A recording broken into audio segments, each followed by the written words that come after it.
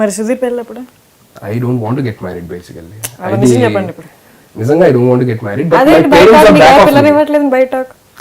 పిల్లని ఇవ్వట్లేదు అంటే పిల్లని ఇవ్వట్లేదు ఎందుకంటే సుధీర్ ఏదో పెద్ద అమ్మాయిలు తిరుగుతాడు, లేకపోతే సుధీర్ అమ్మాయిలు పిచ్చోడు, ఇదంతా స్కిట్స్ లో ఎక్కువ ఉంది కాబట్టి దానివల్ల మేబీ అలా అనిపిస్తుందేమో.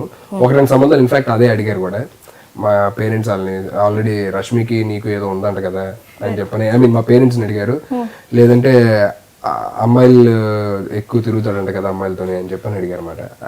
దే డోంట్ నో స్క్రిప్ట్ లో ఏదో అదే చెప్పారు. స్క్రీన్ కోసం సరదా ఎంటర్టైన్మెంట్ కోసం వీడికి రష్మికి ఏదో ఉన్నా మేము స్క్రిప్ట్ రాస్తాం, దాంట్లో డైలాగ్ వేస్తాం, ఎలా మీ రష్మి అదేదో అంటుంటాం. సో ఆడియన్స్ కూడా నిజంగా అనుకొని వీడికి తనకి ఏదో చాలా ఏజ్ డిఫరెన్స్ అండి. సో రష్మి ఎంత ఎంత